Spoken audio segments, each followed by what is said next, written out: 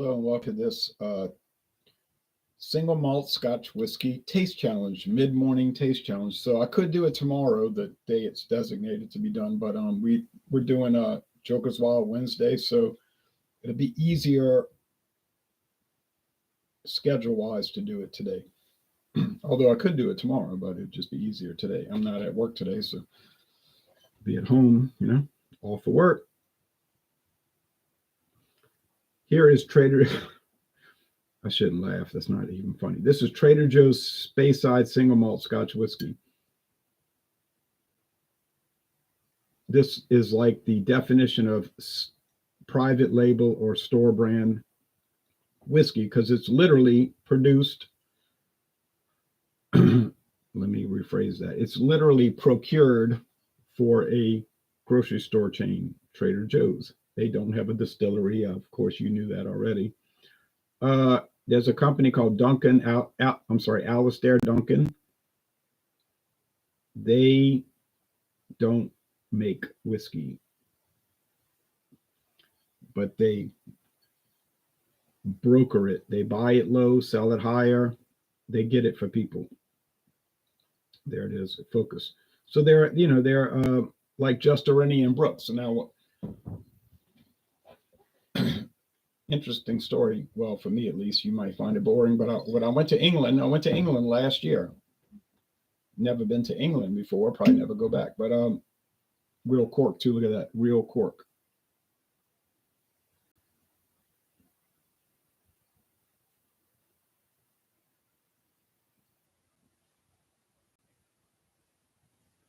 If it'll focus, I'll be even happier.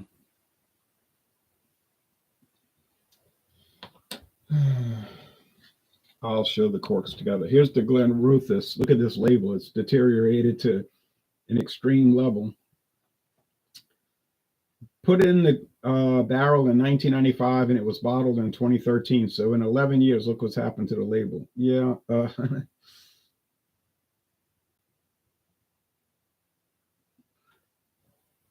Time, humidity, storage, whatever has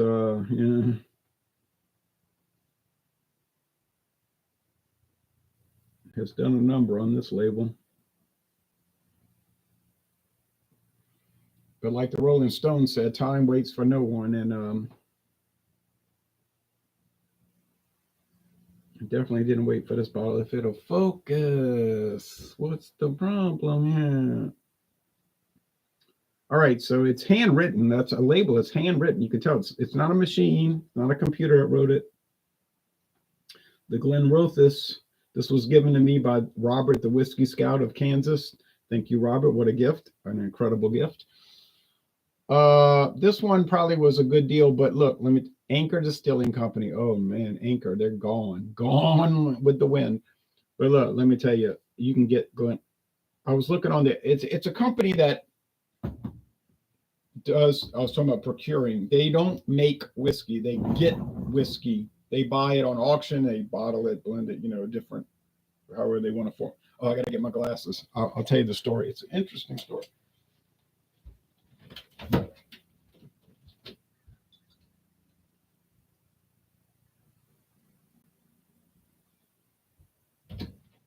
Okay, so the story is that they just get whiskey. You see what happens? It happens in the United States too. They go to auctions. Like you can't go to this auction. I can't go to it.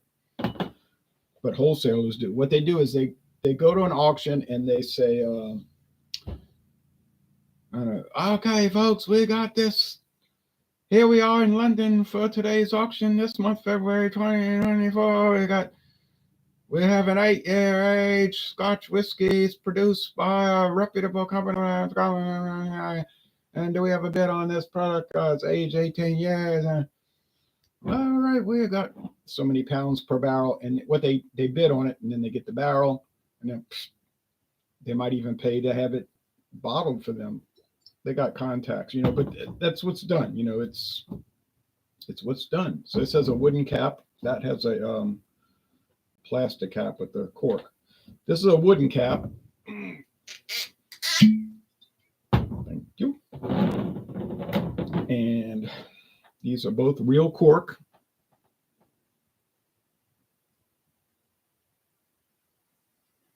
Solid chunks of cork. This was $19.99. It's age 8 years. This one's age 15 years, and I can guarantee it wasn't no $19.99, but he said he got a deal, so it was like $35, but the normal price might have been like 70. You know what I mean? Like it was a closeout.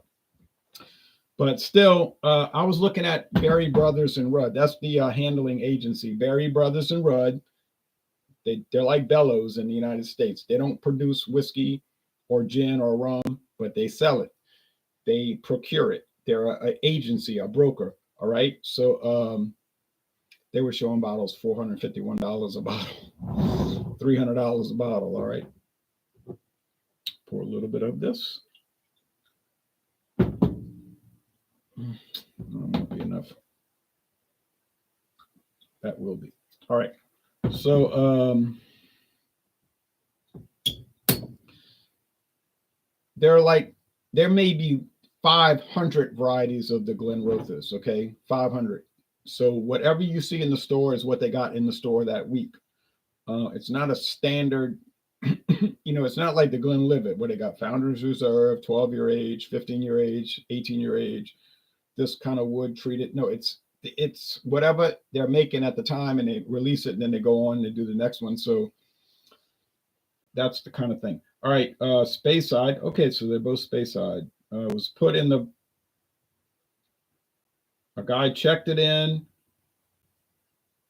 October 26, 95. They approved it on 9th of June 2013. All right, so it's 43%. Berry Brothers and Rudd. I'm going to tell that story. I'm going to tell that story. Okay, so when I went to England last year, I went to London. I was lost. I didn't know where I was going. So I was at the airport, and they go like, take this. I could have got a cheaper ride, but I didn't know. I'm looking at the signs, right? They say, take the Elizabeth line. I took it.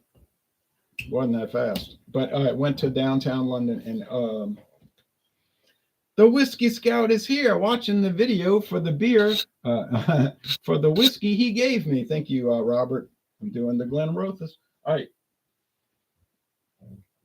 So I went to England, never been to Europe before, and I got the cheapest price for the airfare. Y'all going to think I'm lying, but it was $700. Okay, let me get this right. $707.49 from New Orleans to London to Gibraltar, and then back to London and back to New Orleans. True story, $707.49. Not making that up. And that was with food and with free beer and free wine and drudgery. It's like miserable riding on a plane. It's so long and drug out. But I went to England, Gibraltar, British territory, and the British. They used to call them colonies, but that name, the word colony was like, oh, we can't use that word. We'll call it overseas territory. Okay, that's what. And then I went to Spain, and then I took a ferry, really a ship, not like a ferry you thinking of like when you cross the Mississippi River. We're talking about big, but to Africa, Spanish Africa. And so there was liquor galore over there. It was unreal. Like Robert said, if I was here, I'd go broke. If you'd have been in Gibraltar, you'd have gone broke. Because Gibraltar apparently has the cheapest liquor prices on the planet Earth. And New Orleans is maybe number 2. So it's like, you only wanted to just like go to the liquor stores, and shop. It's like, you cannot imagine. And a lot of people only go to Gibraltar for that. They live in Portugal or Spain or Italy or France, and they just go to Gibraltar for the weekend and shop liquor, and they take it home. And maybe they check it in and pay the duty. Maybe they don't. I don't know. I'm not going to talk about that. But anyway, glad to see you still have the Glenrothes around. Yeah, thank you. It's about 50%.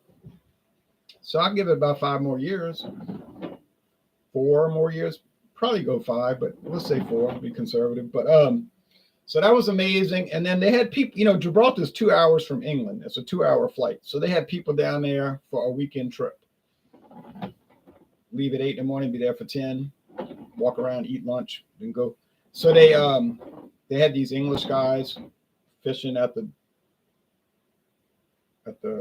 bay, at the water, the seaside, what they call that, seaside, and drinking San Miguel beer one after the other. English people, they tend to drink a lot. But they, I said, how's the fishing going? Yeah, not too well. We only caught 1 mackerel so far. But they were just chugging, they're having a good time, And the weather's so warm. I mean, I went to England, it was 32 degrees, freezing cold. But when I was in Gibraltar, it was, and in Spanish Africa, 11 miles away across the sea, it was like at nighttime, it might get to like 49. But during the day, it's like 65. And it's sunny like out here right now. So it was dry. Down there it's very dry. It's like semi-arid, almost like a desert, cactus everywhere. So you in the morning, of course, you're gonna have a jacket. You're gonna be cold. But when you're walking, stay cold. But then once the sun comes up, you gotta take the jacket off. You get hot. You pass out. So it was amazing. But when I was in London, the original story, when I was in London, I went and I got lost, but I didn't panic. Like, it's a city, I'll find my way, which I did, asking people, where you go to get to this? So I was going down St. James Street, called St. James Street. That's where they got St. James Palace, a big old palace where they have official receptions from around the world. And they were looking at me hard, because they were having a reception. They had a guy in a tuxedo with a bow tie checking people's papers. And I'm looking in there like, oh, what's going on? And the cop looks at me, stares me down like, what are you looking at? I said, I better get out of here. They're gonna start questioning me, Like, why are you looking into this palace? Like, you part of this? So I just kept on walking. But anyway, I was on St. James further up the street. And I'm walking. And it was cold. Oh, when it's 32 degrees, you'll walk fast, But I looked and I said, oh, look at this. I said, look at this office. It was just Irene Brooks.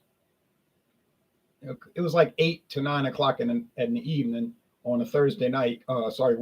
So it was closed 8 to 9 p.m. I said, J&B, the famous J&B Scotch. There it was, the office closed. Now, during the day, you can go in, they'll show you around, like, the world of J&B. They sell wine, liquor, maybe some beer. But they have their famous brand, J&B Scotch, and they got all the J&B variants, which we don't get. So then I went down further, and I'm looking around like it's so fascinating. I'm looking around, and I see, Berry Brothers and Rudd on the east side of the street. Now J&B is on the west side of the street. So Berry Brothers and Rudd, I saw it. I said, ooh, woof. So I see 2 ladies very nicely dressed, very smartly dressed, young girls, probably 20. If they were 26, they were old. I don't think they were 26. But and they had like a clipboard and they were obviously checking people in. I said, is this Berry Brothers and Rudd Liquor Company? And she said, well, they looked at each other funny, like, what is he talking about? They said, well, this is like an event center. We host events, like a party or something. And then they said, oh, you mean like at the end of the street on the corner, the liquor store, the shop. I think they said shop. I said, yeah, because we get some of their liquor in America. Oh, yeah, it's at the end. She said, it's closed, though. But she said, one of them said something like, I never been in there, but I know about it. I heard, like they work for them, but they do the events, So I said, okay. So I started walking and I saw Berry Brothers and Rudd, liquor purveyors of the world or whatever they said, the big glass front. And I could see inside. It was like mostly shut down. They had a few lights, but it was shut down for the night. But I said, oh, wow, look at all this whiskey. And you could buy it. Like you could go in there and maybe buy this one. but they probably don't have it anymore. But it's just an office, 3-story where they do those auctions all day. So that was like, I said, man, if the plane had gotten here during the day, I know what I'd have been doing during the day. And then I did go to Buckingham Palace. I had to go see that. You go to London, you go to Buckingham Palace. Like you go to Washington, D.C., you go into the White House. But that would have been an interesting trip. Oh, yeah, it was amazing, And all the beer I found. And the beer was cheap. Like you think Europe is expensive. Well, I guess Europe is, but not Spain. I was buying quart bottles of beer. Quart. You heard me right. Quart. 32 ounces. Brown glass. Keeps it fresh, not light struck. At the grocery store, down from the hotel.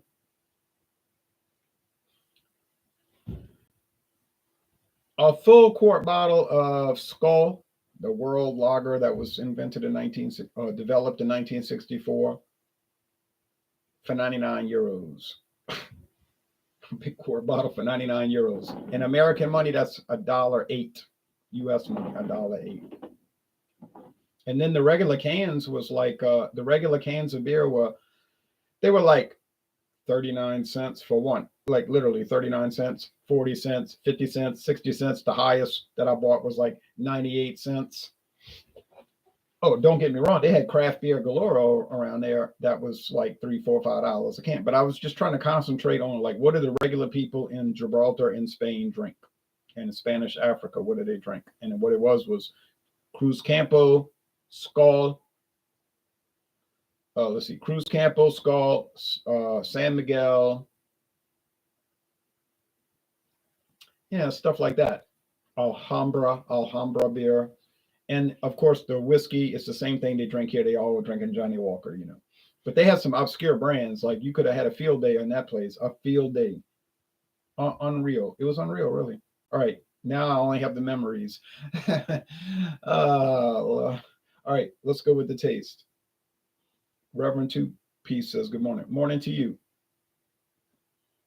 I had a lot of friends that were like, man, I wish I could have gone. I was like, I was telling you about the trip. Oh, yeah, but I couldn't get off of work. I had to take care of my mother. Or, other reasons, like they couldn't go. The people that could have gone didn't want to go. But most of the people I know would have been really panic stricken, like getting kicked out of Spain. They would have been like, I was in a panic, but they would have been like over the top, like, oh, it's over, it's all over. I was just trying to like stay calm, like, okay, we can fix this. I don't know how, but we can fix it. And I was just like, so I did get back into Spain. It took me about 2 hours, but I got back in. So, but that you go on a trip across the world to Europe and you get kicked out of a country, and your natural reaction is to just panic.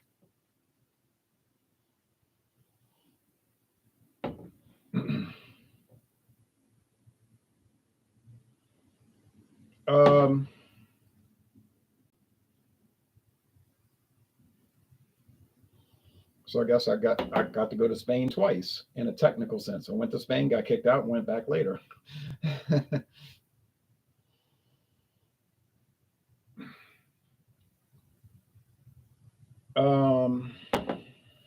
They're both Speyside. Oh, let me update my notes. So 40%, and the Glenrothes is 43%. A little bit higher proof, not much, a little bit. 43% alcohol. They are both Speyside single malt whiskeys. So I'm going to update that. Let's see, single malt. They're both from that section of Scotland called the Speyside.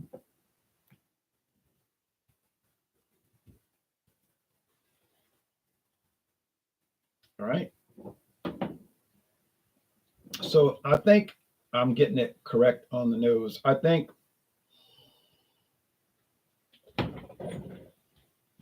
this is a cover for my what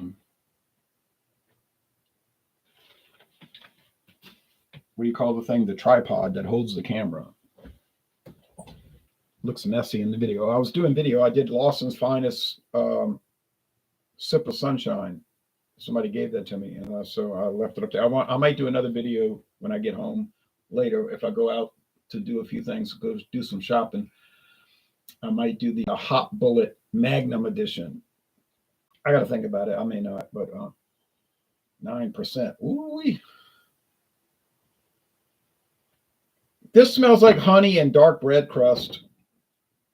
It doesn't smell that good. It doesn't smell bad, but it's like honey topped Sara Lee honey top bread. And honestly, I get that with a lot of cheaper, not single malts. Now, this is about the cheapest single malt you'll get. I'll admit that, but you would want a little more. Now, this one is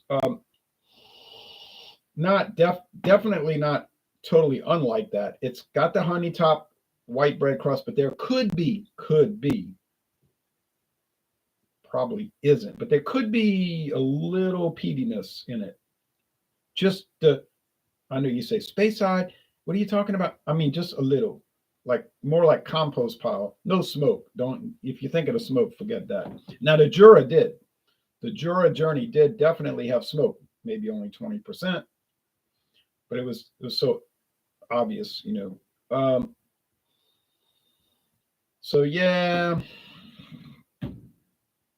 I'm thinking this is the Trader Joe's, but let's go with the taste. But remember, my left hand, I'm saying Trader Joe's. Right hand, I'm saying Glenrothes. Determination subject to change. This is not an official announcement. It's just what I'm thinking it is. Herbie says hi. Hello, Herbie, to you in India.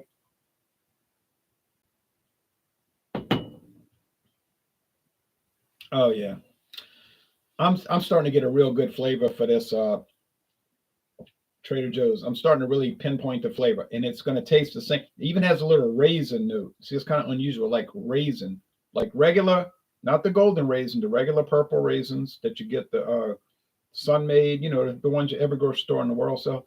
Okay, and the white bread crust, white to brown bread crust, and the honey top. Is it anything great? No. In isolation, it was really nice, but when I started putting in taste challenges, that's when it started to break down. Would I recommend it? I would recommend it for $19.99. You say that's so low. I know, but that's what I paid.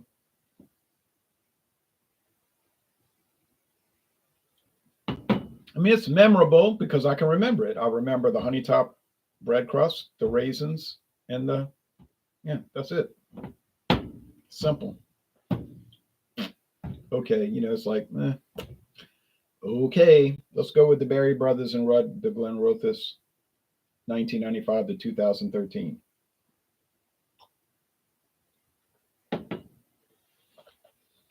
Put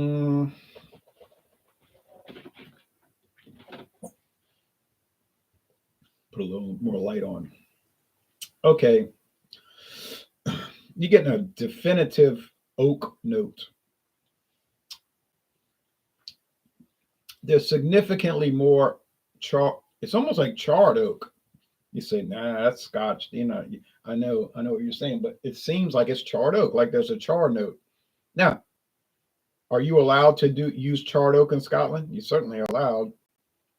It may not be a common practice. It is not a common practice, but it's certainly allowed. The only rule is it has to be aged in oak in a certain size. It has to be a certain size, standard barrel, and for at least 3 years. Beyond that, it just has to be made with grain.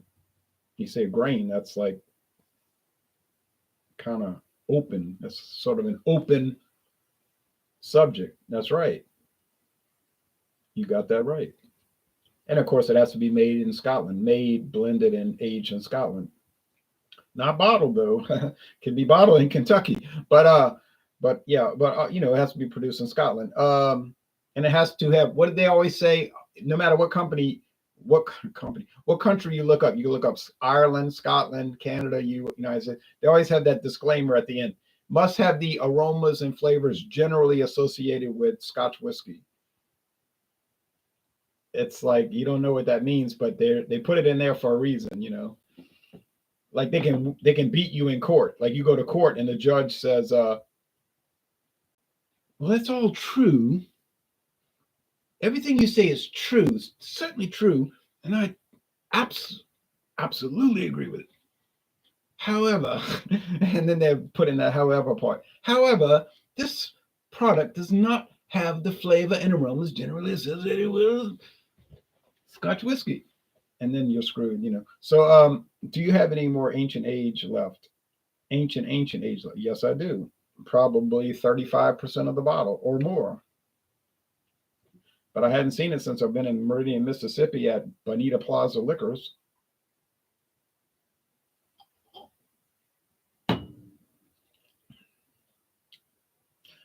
You could tell its age a long time, and it is 15 years.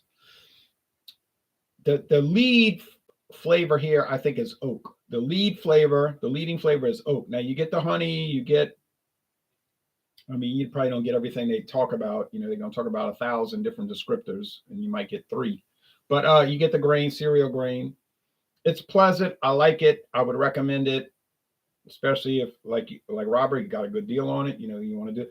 I don't know about paying $70, but you know, but I,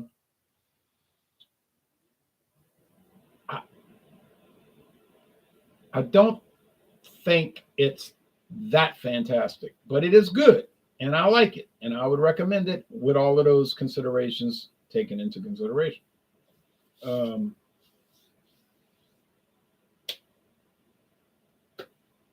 it's the bottle's kind of fat, so it's hard to store. Like it takes up a lot of space. You know, it doesn't take up top space; it takes up the shelf space. But yeah, I probably got, like I said, 4 to 5 more years on this with the taste challenges, so it's not going anywhere soon. Trader Joe's. All right. Did I know what I was buying when I bought it? Obviously, I knew it was a private label. I'm kind of like know what I'm buying, but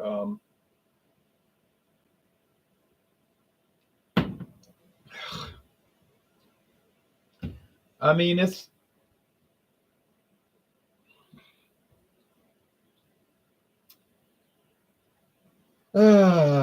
serviceable. Depending what your service is, I mean, it's clearly something they got on auction. It was probably something that was rejected by a major distillery as like, no way we're bottling this. It could be coming from Aberfeldy, Lagavulin, one of those big distilleries, and they're saying, they got a guy that's in charge. He's like, kill it. And kill it doesn't mean dump it down the drain. Kill it means it's going to the auction house. And that's why it winds up at Trader Joe's for $19.99. Now, that's it. Can't say anything else about it. It is what it is. It exists. I bought it. No one forced me to buy it. Now, I hope the 10-year Highland is better. And then I hope the bourbon cask, the sherry cask, and the rum cask are better. And they might be. I don't know. Maybe they're worse. I don't know. I didn't pay much for any of them. I just thought, well, this is interesting, something to try, and it may not help, certainly won't hurt. All right, so my shirt is all crooked. All right, this is like a definitely day off of work shirt, right? The Whiskey Scout says, I always like the bottle shape in the Glenrothes. I do like the bottle design because it's like a bulb and it's embossed. It's got the handwritten label, which unfortunately deteriorated over time, but it just is nice all around. Now it says Anchor, just Anchor Liquor Company. Well, there ain't no more Anchor, so you won't see that. If you get a new bottle of the Glenrothes, it's not going to say Anchor on it. It's going to have some new whoever's importing it now. I like that they use real cork. It was you had to peel off the strap. It's a nice product.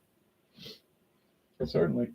All right. I don't know how Anchor got involved, of all things, but they were part of it. Okay. That's it. Okay. Last comments. So the win goes to the Glenrothes, which is certainly no surprise. And how many taste challenges has Trader Joe's won so far? Absolutely zero.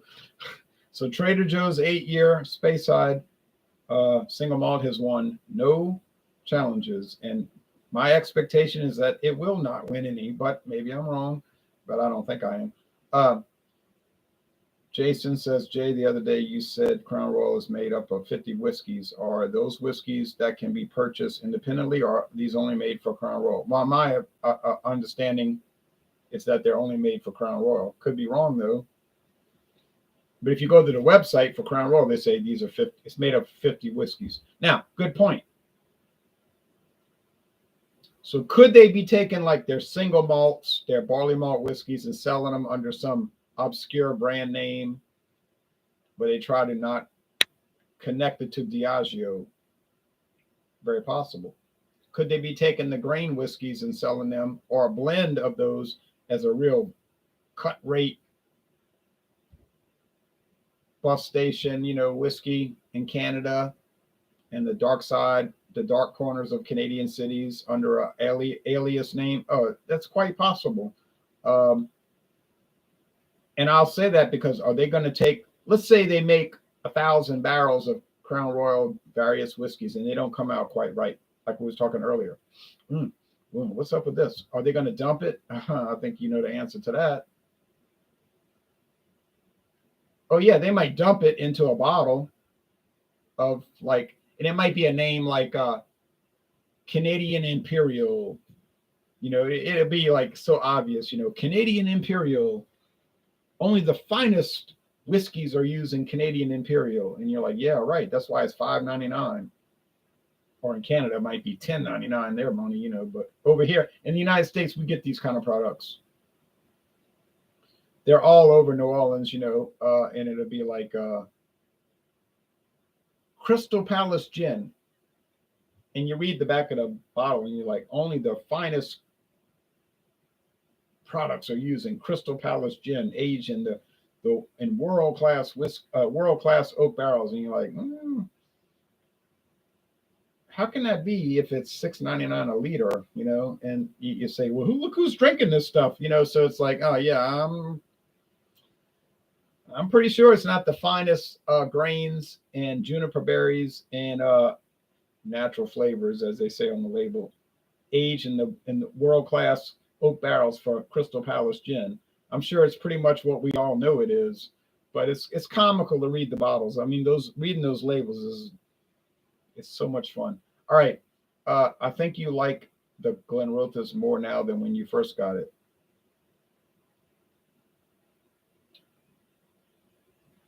Now, that could be the case, but then to be fair, it could be that it's just going up against bad competition, but I don't know. So like, Trader Joe's versus Glenrothes is not really a good challenge, but I do like it. I never disliked it. Of course, I never disliked it, but I wasn't like totally enamored by it, but I liked it. And I appreciated the gift, as you know. But sad thing is, though, in a way, because I've only got, what do I have coming up? Trader Joe's 10-year age Highland, and I got the Trader Joe's bourbon cask, rum cask, and sherry cask. So that's 5. Oh, I'm sorry, 4. So that's 4 single malts, which is going to bring this down like, 1, 2, 3, 4. It's still not going to dissipate it. I'll still have half of this left. Yeah, we'll see. Yeah. Yeah, I know you didn't say that. I know that. But I do appreciate the gift. And it's been a really fascinating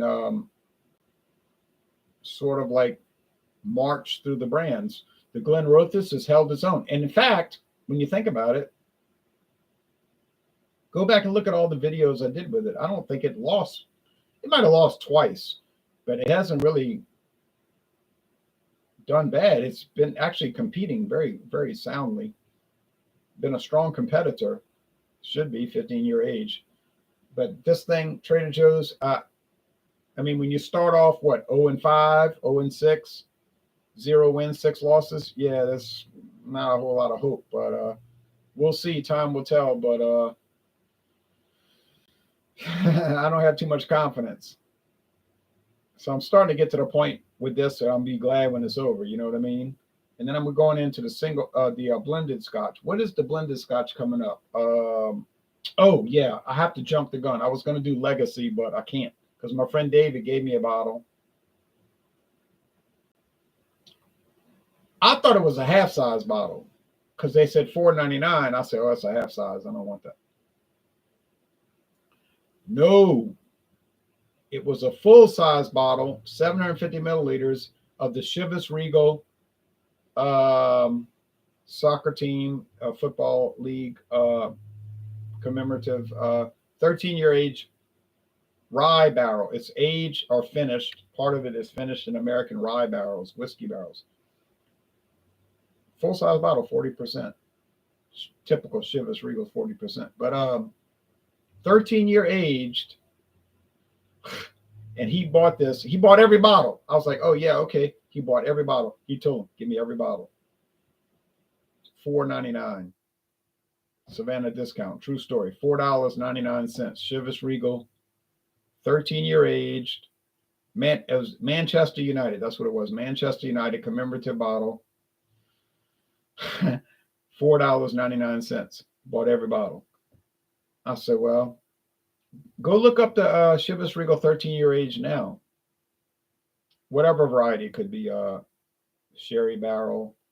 I'm sorry, sherry cask, Madeira cask, bourbon cask. Because there's different offerings of the 13-year age. But I can assure you it's a lot more than $4.99. More like maybe $34.99. I've seen those, but not at $4.99. Oh, nobody in the world seen those at $4.99.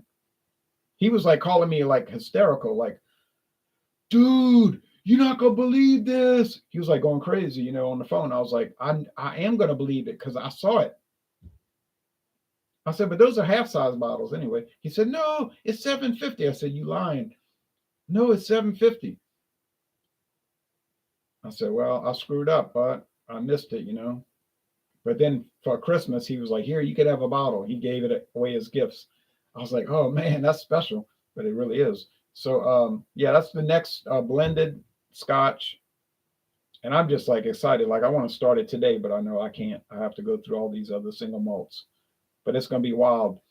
And how's it going to compete? I don't know. I've read no reviews of the Chivas Regal 13-year age rye barrel cask. I've watched no videos, and I know there's a lot, but we're going to see, and that's going to be amazing. All right, we all get ready because I got to get ready. All right, y'all take care now. Bye bye.